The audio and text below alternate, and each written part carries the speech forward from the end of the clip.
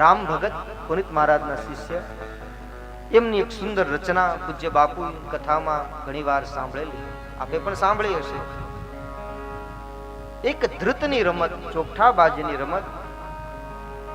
ચોકઠાબાજીની રમતમાં એક જુગારની રમત છે. એ રમતમાંથી સત્ય કેવું એમાંથી પ્રગટ કર્યું છે, એમાં સાર કેવો લીધો છે. જો લેવું જ હોય તો ગમે ત્યાંથી સાર નીકળે, સત્ય મળે છે. જો આપણી શ્રદ્ધા સાચી હોય તો પથ્થરમાં પણ દેવના દર્શન થાય છે, ને આપણી શ્રદ્ધામાં કઈ ખોટ હોય ને તો મંદિરમાં આપણે સામા ઉભા હોય તો પથ્થર દેખાય. વાત શ્રદ્ધાની છે. તો રામ ભગતે બહુ જ સુંદર એક દ્રષ્ટાંત આપ્યું ચોકઠાબાજીની રમત. મેં બાળપણમાં જોઈ છે. અમારા ગામની અંદર, હું ગામડામાં રહું છું, એ સમયે બાળપણમાં મેં જોયેલી.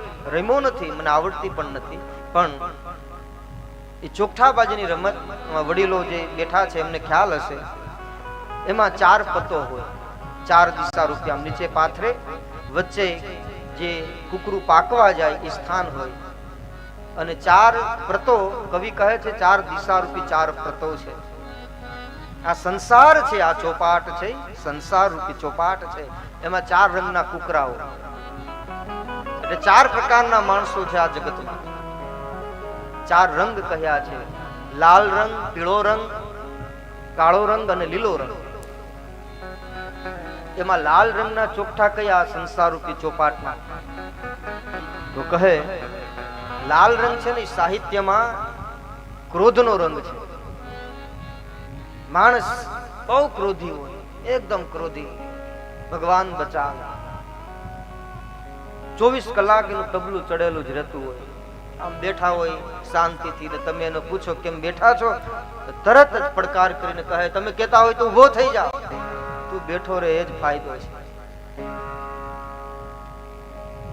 એને અડો ને તોય ધગી જવાય. આવા 24 કલાક તબલું ચડેલું રહે ને તો તબલાની જે પડી હોય ને ફાટી જાય. અહીંયા જે તબલું મેળવે ને, કથા પ્રારંભ થાય ત્યારે તબલું મેળવે. આમ તો મેળવતા જ રે, ચાલુ જ હોય, પણ એ તબલું કથા પૂરી થાય એટલે ઉતારી નાખવું પડે, નહીતર એની પડી ફાટી જાય.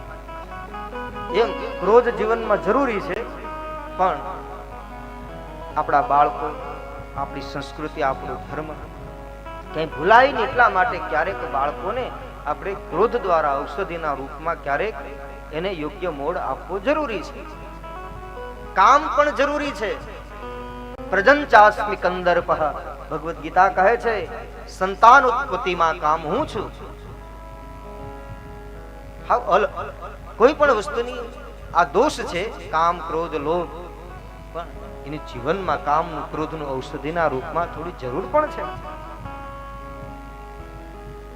કામને જો સાવ નાશ થઈ જાય, નિષ્કામ થઈ જાય તો સંસાર ચક્ર જ બંધ થઈ જાય.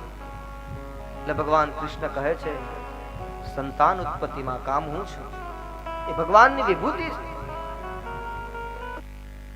તો ક્રોધ જીવનમાં છે, પણ અતિરેક નહીં. ક્રોધ છે ને અગ્નિ છે. ક્રોધી માણસ પોતાને જ બાળે છે. પોતાનું અગ્નિ જ્યાં બાળે કે બીજા ગામમાં જઈને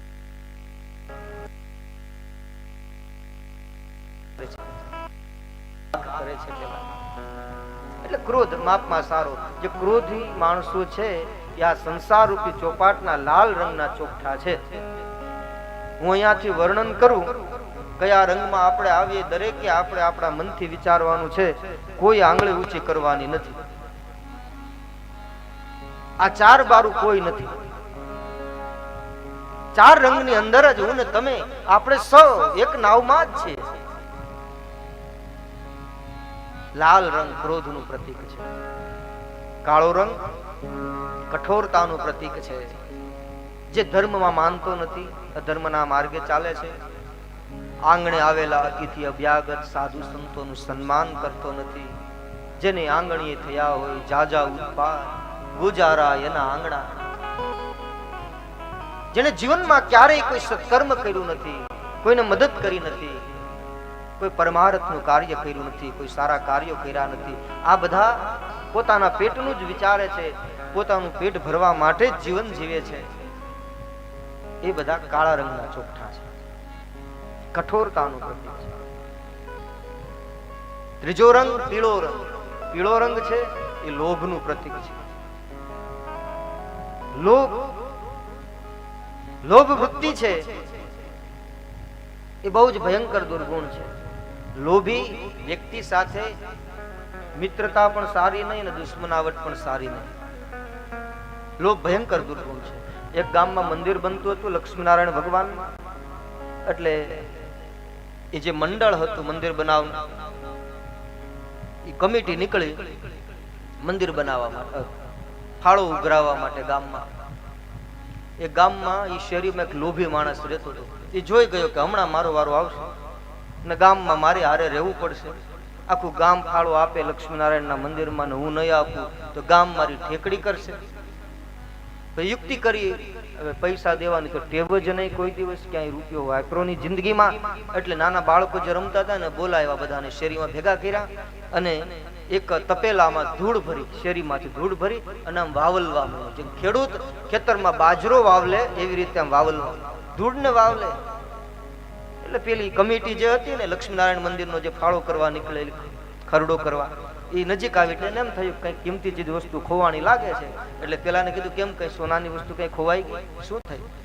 તો કે નહીં, આ સવારની એક આમાં 25 પૈસા ખોવાઈ ગયા, હજી મળતા નથી.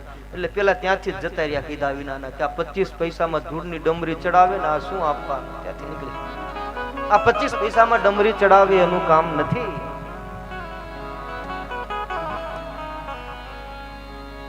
ઘણા ગુપ્ત દાન કરે. એક શેઠ પાસે આજ કમિટી પાછી ગઈ, ગામમાં શેઠે રહેતા હતા એટલે શેઠ પાસે ગઈ. આ લોભીએ કઈ ન આપ્યું એટલે શેઠની ત્યાં ગયા સીધા. શેઠે આવકાર આપ્યો. શેઠ તો બહુ હોશિયાર હોય, ચતુર હોય. આવો આવો નગર શેઠ હતા. બેસાડ્યા. શું કામ લઈને આવ્યા છો, શું સેવા કરું?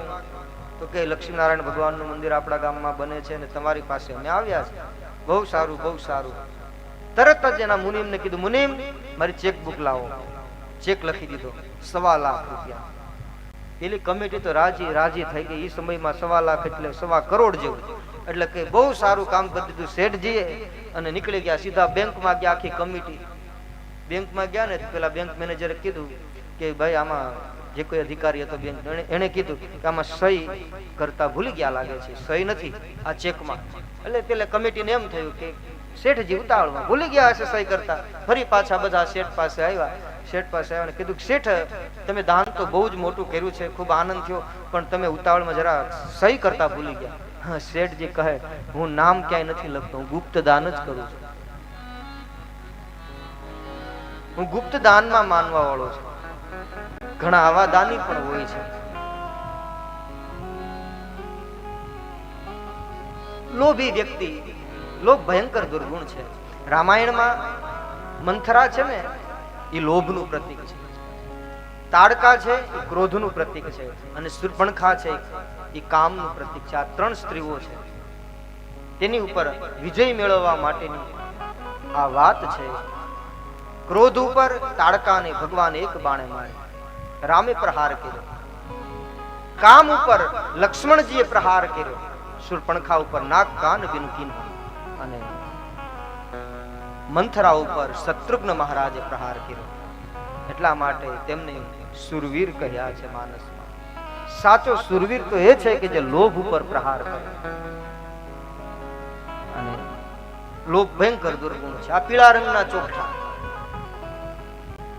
ત્રીજો રંગ, આ ચોથો રંગ લીલો રંગ, જે હરિયાળીનું પ્રતીક છે, જેનું જીવન હરિયાળું છે, જે જ્યાં જાય છે ત્યાં હરિયાળી ફેલાવી દે છે, જ્યાં પરમાર્થ અને સદાવ્રતના કાર્યો કરે છે, જે પરમાર્થ માટે જીવે છે, એ સાધુ સંતો એ આ ચોપાટના લીલા રંગના ચોકઠાઓ છે.